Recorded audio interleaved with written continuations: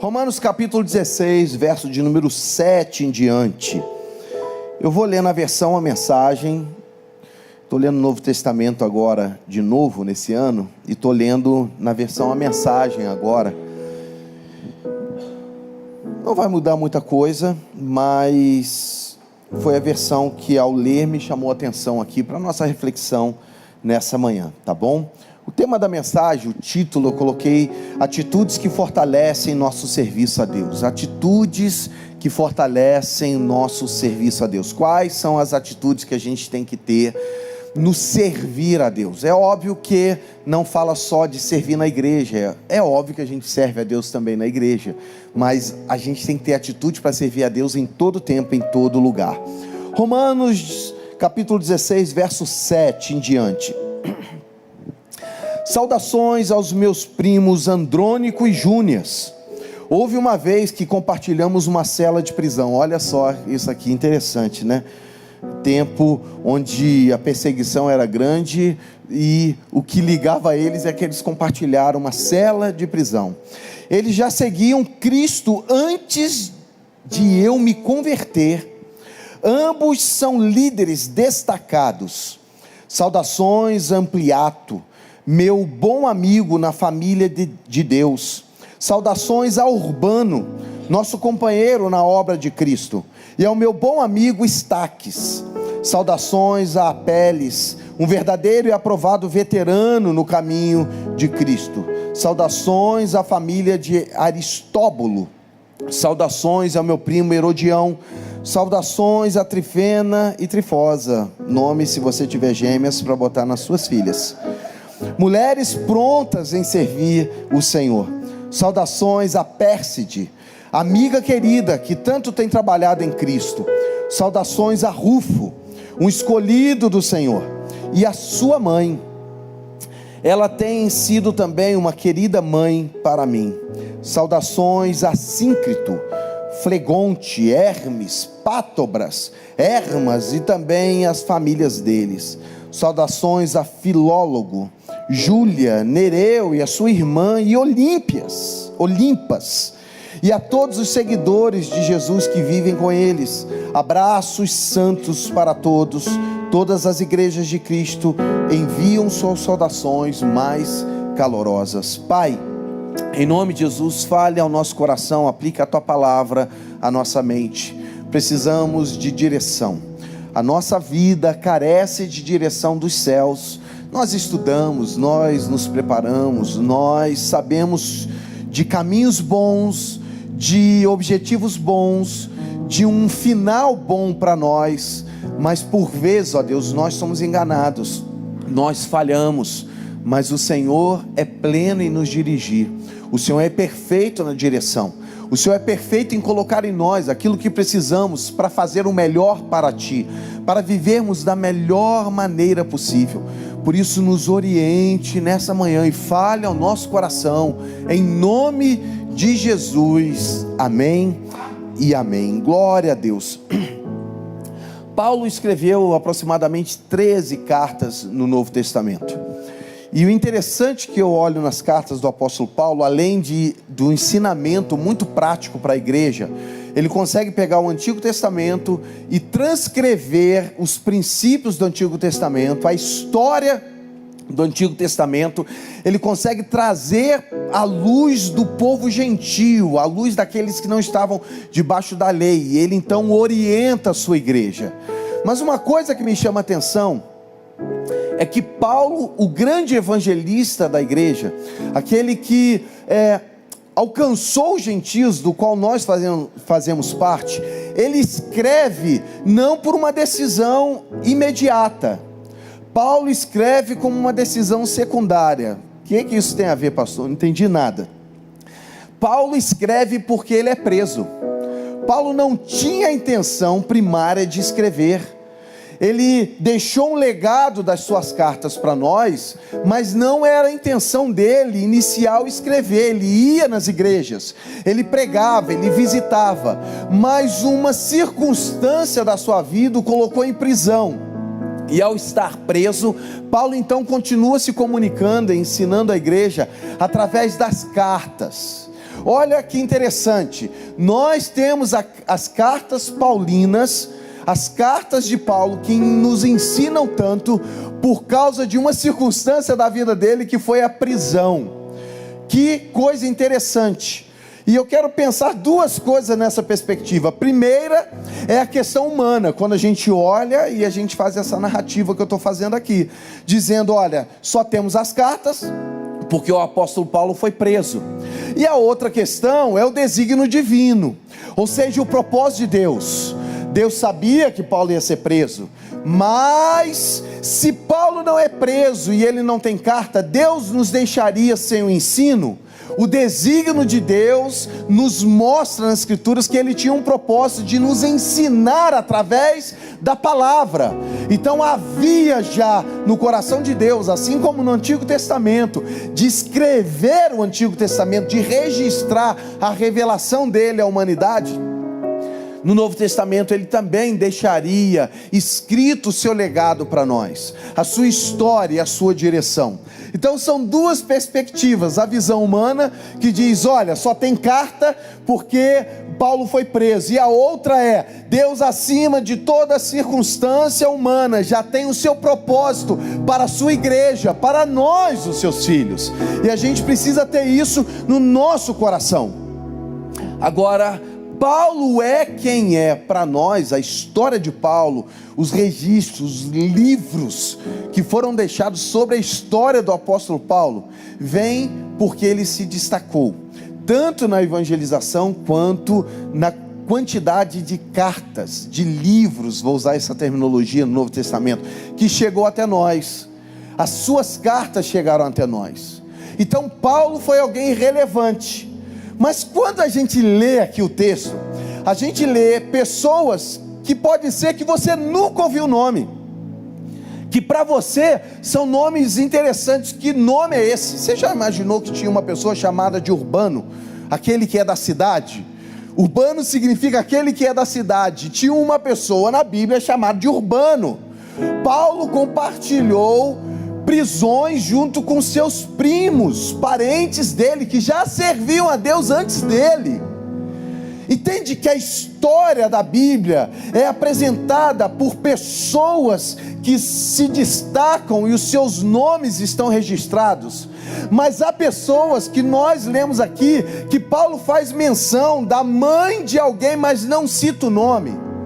E que a Bíblia nos apresenta essas questões tão extraordinárias, de pessoas que têm um ministério relevante e em destaque. Na nossa linguagem hoje a gente já fala assim, são pessoas grandes, são pessoas poderosas. Mas também a Bíblia diz que tem pessoas relevantes e que seus nomes não foram registrados, mas que no registro de Deus elas fazem parte. Que ainda que o nome de pessoas não foram registrados no livro tão importante quanto a Bíblia, mas que nos céus nenhum nome é ignorado daqueles que participam e são ativos no reino de Deus. Que pode ser que você está aqui, algumas ou muitas dessas pessoas que estão aqui nem te conheçam, não saibam o seu nome, só te viram na igreja, ou nunca te viram. E às vezes acontece isso, nossa, eu nunca te vi na igreja. Não, já estou aqui uns 3 anos, né? Já estou aqui um tempão, porque hoje 2 cultos, às vezes a gente não alinha na saída, às vezes você tem que sair um pouco antes por causa do ônibus, às vezes outros ficam mais aqui na frente e só saem depois que todo mundo já foi embora. Entende que tem essas questões, quem é grande e quem é pequeno, é uma qualificação que nós fazemos, mas nos céus todos são relevantes para a obra de Deus. Quem é grande e quem é pequeno só pode ser mensurado pelo próprio Deus, que sabe a relevância de cada um dentro da obra dele. Por isso a gente precisa entender que independente se o teu nome está em evidência ou se você não aparece para ninguém, você precisa ter atitudes corretas para servir a Deus. Independente de como você está, independente de como você é conhecido, quantas pessoas são seguidoras de você lá no Instagram ou não. Isso no final, para os homens parecem relevantes, mas para o reino de Deus, Ele já tem um propósito que está em curso e vai se cumprir segundo a vontade dEle. Aleluia. E é isso que eu quero estar pensando com você. Independente do tamanho que você se julga ter, quais as atitudes que nós precisamos ter no servir a Deus? Eu quero falar algumas delas aqui, usando o exemplo dessas pessoas, porque Paulo cita os nomes e ele faz um destaque de cada um. Por exemplo, no verso número 7, ele fala de Andrônico e Júnias, que foram pessoas que compartilharam uma prisão com ele. Ele diz assim: pessoas que são líderes destacados. É interessante que numa outra versão diz notáveis. E é interessante que eles só se destacaram, não porque eles são bons somente em alguma coisa, mas porque eles perseveraram em algo. A diferença entre alguém ser destacado e alguém não ser destacado é a determinação que ela tem de alcançar aquele objetivo, que eu chamei de perseverança. O primeiro ponto fala sobre isso: alguém que persevera durante todo o tempo. Qual a diferença que você vai fazer na vida de pessoas? Qual diferença você vai fazer no ministério? Qual diferença você vai fazer no teu casamento?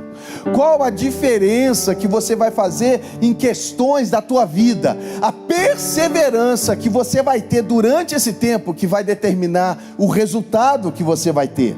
Eram notáveis porque eles perseveravam. E é interessante que a perseverança é começar algo e levar esse algo até o fim com a mesma atitude. E às vezes a gente se perde no meio do caminho, porque a gente é movido pelo emocionalismo, não pela questão emocional. Porque todos nós temos a questão emocional, somos pessoas que têm emoções. Mas o emocionalismo é alguém que afora demais num certo momento e ele começa, mas a emoção dele, o emocionalismo vai caindo durante o tempo e ele não consegue completar a carreira. O casamento é um grande desafio. Se não tiver perseverança, pode ser que a gente não chegue até o fim. É o desafio que nós temos. Atos capítulo 1, verso 14, diz assim: todos estes perseveravam unânimes em oração. Ele está falando dos discípulos, está falando dos apóstolos. E tinha nesse caso aqui um discípulo que não estava entre os 12 apóstolos, que estava aqui nessa oração. Existia um homem chamado Matias, que era um homem que andou com Jesus, fez todo o discipulado de Jesus, fez a obra, foi enviado com aqueles 70, que o nome dele não estava entre os 12 discípulos, mas que ele estava cumprindo a missão, e o nome dele não tinha sido citado até o capítulo 1 do livro de Atos. Só que Judas, diz a história que ele deixou o grupo, e Judas então morre, e os apóstolos dizem: nós precisamos levantar alguém. E sabe o que aconteceu? Eles lembraram que podia ser um daqueles que andaram com eles naquele momento, e eles destacam 2 nomes. A partir do verso 23, apresenta isso aqui, diz assim: então propuseram 2, José chamado Barsabás, cognominado Justo, e Matias, e orando disseram: tu, Senhor, conheces o coração de todos, revela-nos qual destes 2 tem escolhido para preencher a vaga nesse ministério e apostolado, do qual Judas se transviou, indo para o seu próprio lugar. E lançaram em sortes, vindo a sorte recair sobre Matias, sendo então votado lugar com os 11 apóstolos. Olha que interessante.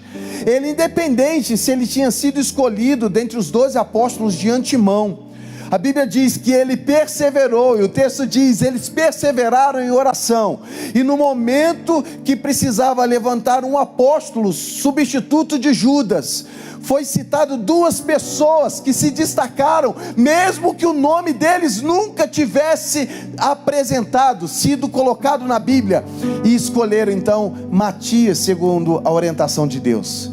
Isso quer dizer que nós precisamos perseverar em todo o tempo, e no momento que Deus tiver para nós, naquilo que Ele tem para a nossa vida, Ele vai fazer o que está no coração dEle, e pode ser que o teu nome seja levantado, ainda que você não espera, mas que você está com sinceridade em servir ao Senhor, amém? Glória a Deus. O segundo ponto está no verso de número 8 de Romanos 16, que diz assim: saudações a Ampliato, meu bom amigo na família de Deus. Eu acho tão interessante a importância da gente construir amizades, ter amigos. Sabe por que precisamos ter amigos? Porque são pessoas que nós confiamos e que confiam em nós. E Paulo faz um destaque nesse texto que eu li, de pessoas que ele chamou de amigos, pessoas que o ajudavam, pessoas que colaboravam com a vida dele, com o ministério. E é interessante que o termo amigo aqui tem uma palavra que a gente conhece muito, né? Ele fala agapetos, pessoas amadas, amigos amados, não apenas filéu, mas ele diz de alguém que tem um amor sacrificial, alguém estimado, digno e merecedor de amor. Isso é interessante demais. Esses dias eu estive almoçando com um grande amigo, de anos. Eu estava falando com ele que está faltando amigos na minha vida, porque às vezes você vai e a amizade ela é regada com relacionamento. E como eu fiquei 11 anos fora de Petrópolis, poucos permaneceram como amigos. Aí outras amizades foram construídas lá no norte. Aí eu volto para cá, agora tem que restaurar amizades, porque elas dependem de serem cultivadas. O relacionamento, o tempo próximo, estarmos juntos, constrói esse tipo de amizade. Que Paulo está dizendo aqui, pessoas que era digno, merecedor do amor. E é interessante que ministério é servir a Deus, mas ministério é servir também as pessoas. Mas às vezes a gente se esquece de ter amigos. Um amigo renova a alma, um amigo renova a esperança, um amigo renova o nosso coração. Ele consegue dar uma palavra, ele consegue compartilhar, ou simplesmente ele decide estar junto, e naquele momento você consegue ser preenchido. Estava esses dias pensando na ceia, e eu cheguei a falar isso lá na reunião que a gente teve com o pessoal do batismo. A importância de comer juntos na Bíblia é muito importante. A importância de comer juntos na Bíblia é muito importante, né? Ficou esquisito. A importância de comer juntos é um fundamento que as Escrituras apresentam para nós, porque a mesa é o compartilhar. Eu estava pensando nos restaurantes que a gente vai almoçar. Às vezes estou lá na loja e a gente precisa almoçar, a gente vai no restaurante ali perto, um lugar que a gente gosta de comer, a gente senta, mas aquele momento não é um momento de compartilhar coração. Ainda que eu estou à mesa, eu estou com alguém, a gente conversa, mas é diferente aquilo que a Bíblia estabelece da mesa. A mesa, quando você senta, não é apenas comer, mas é um momento onde o coração se abre, é um momento onde você compartilha a vida, é um momento onde você é inspirado. E quem já sentou à mesa com pessoas inspiradoras sabe o que eu estou falando. Quando você senta na mesa e as lembranças, a palavra, a conversa é algo que anima o teu coração, é algo que te inspira a avançar, é algo que você sai dali e é diferente a tua atitude depois daquilo. É justamente aqueles discípulos que estão ali tristes porque Jesus havia morrido, e Jesus os encontra no caminho, e vai conversando com eles, e eles começam a perceber algo diferente, mas não conseguiam conectar aquela pessoa com Jesus. Mas diz que quando eles estavam à mesa, no partir do pão, eles lembraram o quanto a palavra ardia o coração. Quando eles andavam com Jesus, Jesus trazia uma palavra e o coração deles ardia. Esse tipo de coisa que eu me refiro a construir amizades. Quando você tem alguém do teu lado que faz o teu coração arder, alguém que te inspira, alguém que você vai lutar um pouco mais, porque a pessoa às vezes acredita mais em você do que você mesmo, que você persevera um pouco mais, porque tem alguém que inspira e faz o teu coração arder por aquilo que é um propósito de Deus, que às vezes a gente está pensando em desistir, mas o amigo refrigera a alma e nos leva além.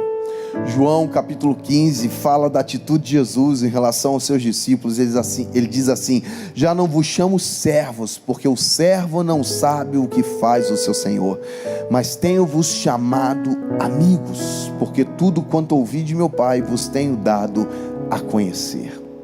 Vocês são amigos porque eu tenho compartilhado o propósito do reino de Deus sobre a terra, e vocês são os primeiros a saberem disso. Glória a Deus. Você pode ser um bom amigo, e você pode ter bons amigos. Você pode mudar a vida de pessoas, inspirando, estando junto, não desistindo dela. Quando eu tive minha crise no casamento, 2001, 2002, se a Vela não estivesse aqui, ela ia lembrar melhor a data certa. Eu me lembro que amigos nos procuravam, iam na nossa casa e falaram assim: nós não aceitamos que o casamento de vocês não prossiga. Eles insistiam, eles falavam: nós não conseguimos ver o final do relacionamento, do casamento de vocês. E eles ali insistiam com isso. Ter alguém que acredita além de você, isso é ter um amigo. O terceiro ponto nos ensina, no verso número 9, ele diz que saudações a Urbano, nosso companheiro na obra de Cristo. Terceiro ponto, eu falei sobre ser companheiro. Entende a amizade? Amizade é alguém que você conta e que nem sempre está do teu lado. Porque amigos, você sabe que ele está lá e nem sempre você está junto.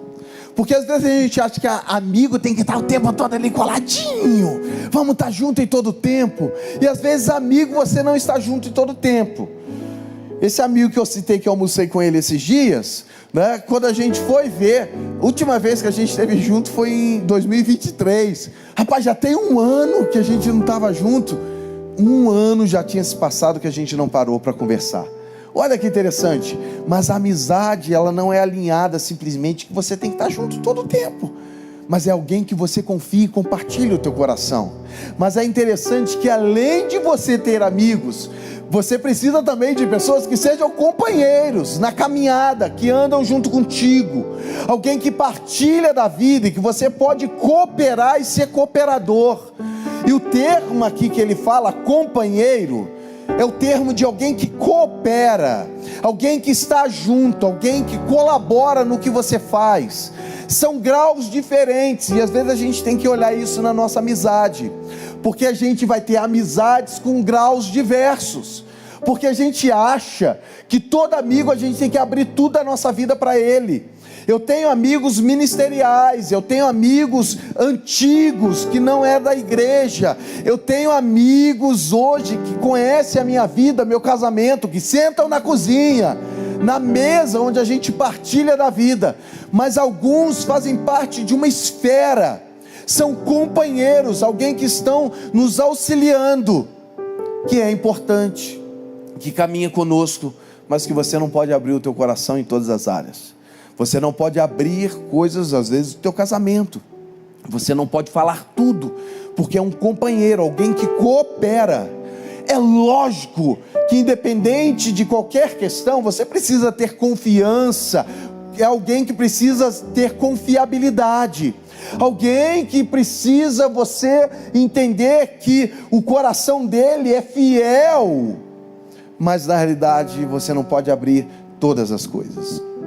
É interessante que Ruth, ela fala sobre isso, ou para a sua sogra sobre isso, quando elas estão voltando para Judá.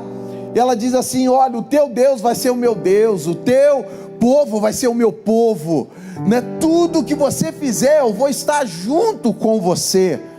Ela decidiu estar do lado e ser companheira. E uma mulher que não era descendente, não era da mesma essência, da mesma natureza do judeu, fez parte da linhagem de Jesus, porque ela tomou uma decisão de ser companheira, cooperadora, alguém que vai estar do lado. E confiança, não apenas de Noemi para ela, mas do próprio Deus, que fez essa mulher entrar na genealogia de Jesus. Ser confiável, de alguém que você pode caminhar junto, mas também ter pessoas que aos seus olhos são confiáveis, para estar contigo, auxiliando em tantas áreas. Que Deus levante para você cooperadores, que Deus levante você como um cooperador, e que essas portas que se abrirem, tanto para você quanto para alguém que vai estar do seu lado, sejam portas que te impulsionem para o futuro extraordinário que Deus tem para você, para a tua vida, em todas as áreas, em nome de Jesus. No verso de número 10, ele diz assim: saudações a Apeles, um verdadeiro e aprovado veterano, né? Eu não gostei muito do termo veterano. Quer dizer que ele já está antigo ali, veterano. Mas é interessante o termo aqui, aprovado. Esse termo, ele era usado para moedas antigas. Por que moedas antigas, pastor? As moedas antigas, elas eram feitas de metais preciosos, ouro, prata. Então a moeda, geralmente, ela era moldada e derramava ali o metal precioso, seja o ouro, vou usar o ouro aqui como exemplo, dentro daquela forma. Depois que eles tiravam aquele ouro, tinha as rebarbas, eles acertavam as rebarbas, e aquela moeda tinha o valor do peso do ouro que estava contido nela. Então aquela moeda valia, imagina, R$1.000. Então eles começavam a andar, e o que acontecia com as moedas? As pessoas começavam a tirar lascas dessa moeda. Eles começavam a tirar pedacinhos. Você imagina que você tem 500 moedas, e você tira um pedacinho de cada moeda. Ao tirar um pedacinho de cada moeda, você consegue fazer uma moeda com aquele monte de pedacinho. Então as moedas que elas eram inteiras, que elas não tinham sido tiradas as lascas delas, elas eram moedas aprovadas, enquanto as outras estavam reprovadas. A ideia aqui é alguém que foi aprovado no servir, alguém que tem uma marca, um selo de aprovado. E é o que o termo, a ideia que eu quero trazer para nós é isso, é ser aprovado por Deus. Eu sei que você é falho, você é pecador. Eu faço sempre uma distinção entre pecador e pecadeiro, né? Lá no Instituto eu sempre falo isso para eles. O pecador é alguém como eu e você. Nós pecamos, mas nós não amamos o pecado, não queremos viver no pecado, nós amamos ao Senhor, e a gente se alinha na intimidade, no prazer com o nosso Deus. Mas nós tropeçamos, então nós somos pecadores, mas nós nos arrependemos. É diferente do pecadeiro, né? Eu tenho por ofício, aos 12 para 13 anos, eu aprendi o ofício de sapateiro. Então eu fazia o que? Eu produzia sapato. Um pedreiro faz alvenaria, obra, construção, né? Um padeiro faz pão. Ele produz aquilo. E o pecadeiro é alguém que produz pecado, e ele se alimenta do pecado, ele precisa daquilo. E o interessante é que quando você se identifica com algo, você vai tomando a essência daquilo. Deus ama o pecador, mas Deus detesta o pecado. Por isso o grande desafio nosso é aquilo que nós nos unimos para viver. Romanos capítulo 6, o apóstolo Paulo diz o seguinte: que nós nos unimos a Jesus pela fé. Ao me unir a Cristo pela fé, eu passo a amar mais a Cristo e amar mais o Pai e viver mais aquilo. Quanto mais eu me uno pela fé em Cristo, mais eu vou me assemelhando a Cristo. Mas o pecado também tem essa característica, porque se o meu desejo é o pecado, quanto mais eu me uno ao pecado e aquilo que me afasta a Deus, mais eu vou tomando a essência desse pecado e me torno isso. A justiça de Deus virá contra o pecado, e se eu amo o pecado e aquela é minha essência, a justiça de Deus virá contra mim por causa do amor ao pecado e da essência que eu absorvi do pecado. Mas se eu amo a Deus e a Jesus, eu me conecto mais com Jesus e passo a viver mais para Ele, e a justiça dele já aconteceu sobre mim lá na cruz do Calvário, já foi julgado. Aí a Bíblia diz que pelo batismo nós somos mortos com Cristo, mas ressuscitamos para uma nova vida com Ele. A união com Cristo faz que eu morra junto com Ele, mas que eu ressuscite para uma nova vida em Cristo Jesus. É o que a gente explica lá no batismo, na aula de batismo, falando para as pessoas o que acontece, como que ela vai viver agora em Deus, em Cristo, porque Ele nasceu para uma nova vida em Cristo. Quando há um selo em nós daquilo que nós temos como essência, nós somos aprovados em Deus. É quando Jesus vier olhar para nós, Ele vai ver em nós que nós somos originais, como filhos dEle, e seremos aprovados para uma vida eterna com Ele. Ser aprovado é quando não falta mais nada. Mas pastor, eu erro, eu falho. Mas quando Deus olha para você, você está unido a Cristo. Não imagina, tem alguma mãe aqui gestante? Amém. Que legal. A gente não vê o bebê, a gente não vê ele crescendo, mas quando a bênção chega sobre você, está sobre ele também. Por quê? Porque ela está cuidando, ele está sendo cuidado, guardado. Então tudo que vai sobre ela, tudo que ela se alimenta, tudo que ela bebe, tudo que ela busca na vida, se ela toma sol, vai um benefício para quem está no ventre.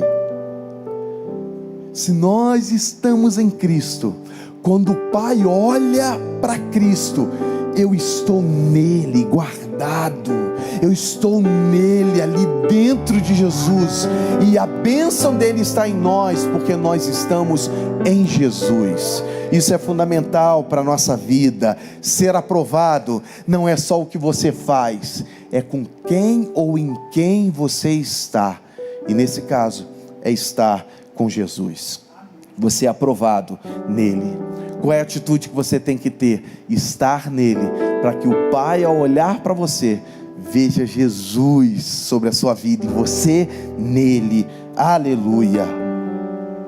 Quinto ponto, verso de número 12 diz assim: saudações a Trifena e Trifosa, mulheres prontas em servir o Senhor. Olha que interessante, gente, estar pronto para servir.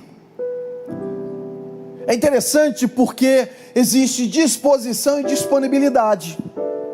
É uma diferença, não é? Parece, é o mesmo radical, mas uma coisa é eu ter disposição, só que às vezes eu tenho disposição e não tenho disponibilidade.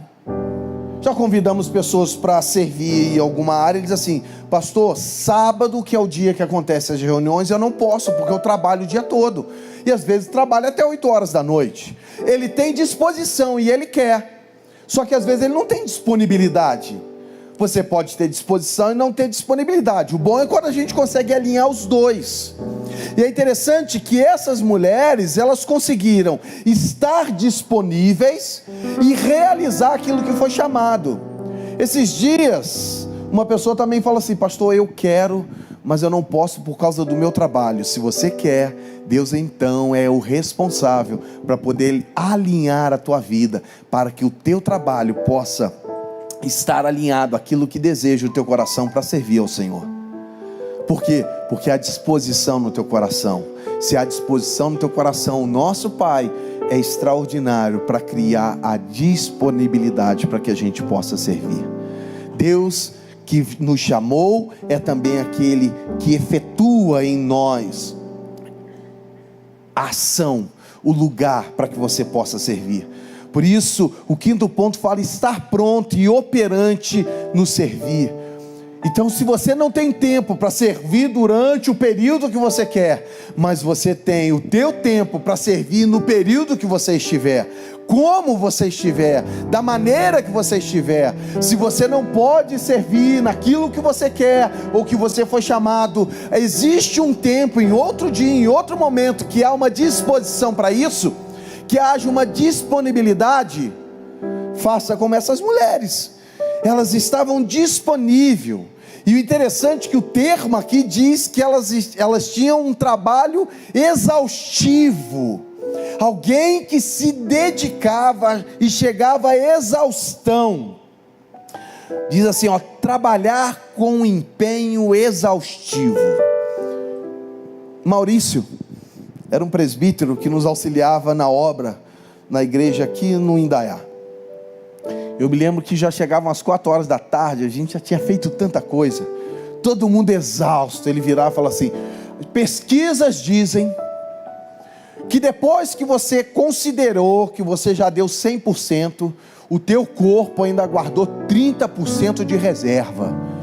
Então, se na realidade a gente trabalhou o dia todo, você já está exausto, você acha que chegou o fim, ainda tem 30% de energia para você fazer algo a mais. Maurício, tu quer acabar com a gente? Era mais ou menos isso que ele queria, irmãos. E às vezes a gente tem que estar pronto e operante para poder levar além do que a gente acha que a gente pode. Eu queria aplicar isso não naquilo que você faz, mas também no teu desejo, no teu plano, para a tua casa, para a tua família. Quem sabe que você achou que já deu, entregou demais, e que chegou o teu limite, você pode buscar um pouco mais. Quem sabe você acredita que chegou no limite, não pode continuar algumas coisas. Se é algo válido que Deus colocou a você, continue um pouco mais. Se você acha que o limite já passou, se Deus colocou um propósito sobre a tua vida, estenda um pouco mais, não desista, porque pode ser que o teu tempo encerrou, mas o propósito de Deus ainda está de pé. O propósito dele continua. O que Deus nos chamou para fazer, Ele nos chamou para fazer não sozinhos. Ele nos chamou para cooperarmos na obra dele. Se Ele te chamou para fazer algo, de forma nenhuma Ele nos chamou para nos deixar sós naquilo que a gente faz. Ele vai estar com você em todo o tempo, porque Ele é fiel para cumprir as suas promessas. Seja no teu casamento, na tua família, no teu trabalho, aonde você estiver, Ele está presente. Amém? Glória a Deus. Verso de número 13. Saudações a Rufo, que é um escolhido do Senhor. Gente, que coisa linda. Diz que esse homem foi escolhido do Senhor. Sabe o que falta às vezes na gente? Falta na gente esse senso de sabermos que nós fomos escolhidos por Deus. Falta essa realidade em nossa vida. A grande questão é a mentalidade que você tem. Entende o que é mentalidade? Porque às vezes você foi forjado e alguém ficava lá falando para você: você não pode, você não consegue, você não vai alcançar, você está perdido. E a gente vai acreditando nesse tipo de coisa, e a gente faz das coisas mais difíceis, porque pessoas colocaram e a gente começou a acreditar. E às vezes na nossa vida a gente precisa ter uma consciência em nós. Por isso eu falo da importância que você precisa entender que você não está aqui de forma fortuita, que você não veio do nada, mas que você está aqui porque Deus te escolheu, que Ele te chamou. que a tua vida faz parte de um propósito e que Ele é fiel para cumprir todas as promessas. Confiar que somos escolhidos do Senhor. O termo aqui é eleito, alguém que Deus elegeu. É óbvio que é em Cristo, não é a parte de Cristo, mas é em Cristo. Nós fomos escolhidos para uma missão nele, escolhido em Deus, por Deus em Cristo, designados para algo. Você não precisa simplesmente fazer coisas para ser aceito, porque o Pai já decidiu te escolher como filho. Às vezes a gente tem a necessidade de querer produzir. Eu fiz uma reflexão no YouTube esses dias. Eu vou fazer 21 anos de ministério pastoral, e eu estava falando lá sobre essa necessidade que às vezes a gente tem de fazer coisas para ser aceito, e como pastores, e tantas coisas assim que a gente precisa fazer, e às vezes traz depressão, ansiedade, transtornos, pânico, porque a gente precisa produzir coisas, porque as pessoas nos aceitam segundo aquilo que a gente produz para elas. Mas o texto diz em Mateus capítulo 3, que Jesus, ao descer as águas, ele saindo das águas, o texto diz que veio uma voz do céu e diz assim: esse é meu filho amado em quem me comprazo. Jesus não tinha iniciado a obra, a missão, ele não tinha feito nada, e a voz do Pai reafirma quem ele é, simplesmente diz: você é meu filho amado em quem eu tenho todo o prazer. Ele não tinha feito nada, mas ele era amado. Às vezes a gente se sente assim obrigado a produzir algo até no nosso casamento, para que a gente se sinta valorizado, para pessoas, na igreja. Nós queremos que você sirva, mas esse amor de Deus por você não aumenta e não diminui se você não servir, se você não ajudar, não ser voluntário em algo. Não vai mudar o amor do Pai por você. Não conhece, não sabe o rosto, não sabe a face. Já sabe se é homem ou mulher? Já sabe, né? Mas se não soubesse, o amor mudou? Quando ficou sabendo qual era o sexo, o amor não mudou, é o filho que está. E às vezes a gente perde essa ideia em Deus, de entendermos que nós já fomos escolhidos nele. O que a gente produz a partir disso traz realização para nós, acima de qualquer realização humana, das pessoas, do contexto institucional. Você não precisa fazer nada para ser aceito, você é filho. Só que por ser filho, a gente tem prazer em servir. Por ser filho, a gente tem prazer de fazer o que o Pai ama. Não é assim? Quem é aquele que lembra de algo, leva para casa, e quando você chega em casa, você fala: é para minha esposa, é para o meu filho. Você faz porque você quer fazer. Eu sei que a gente é meio falho, o homem é meio falho nisso, né? Porque não é simplesmente o valor, ainda que elas às vezes gostam do valor, mas é a lembrança, é ter o reconhecimento. E quando a gente olha para Cristo, a gente devia simplesmente lembrar que nós somos filhos amados e que Ele nos escolheu em Cristo. João capítulo 15, verso 16, eu li o verso 15 aquela hora. O verso 16 diz assim: não foste vós que me escolhestes a mim, pelo contrário, eu vos escolhi a vós outros e vos designei que vades e deis fruto. Mas olha a organização da frase, ele diz assim: não foste vós que me escolhestes a mim, pelo contrário, eu vos escolhi. Aí a partir da escolha ele diz assim: e vos designei. Ele não fez você fazer algo para Ele, não te designou e diz assim: se você cumprir o que eu mandei, eu vou te amar, eu vou te escolher. Não é um teste para você entrar numa empresa onde você tem que passar as etapas para ser amado e aceito. É o contrário, você é amado e aceito. A partir de você estar nele, Ele te dá um desígnio, um propósito. Só que às vezes a gente não tem a mentalidade. Voltando ao negócio do time, comecei com o time e saí, né? Às vezes o time não tem a mentalidade, e a mentalidade tem que ser forjada. é chegar em finais, e começa a chegar mais. Aí todo ano, quando começa o campeonato, ele já tem a mentalidade: eu vou chegar na final, porque construiu uma cultura.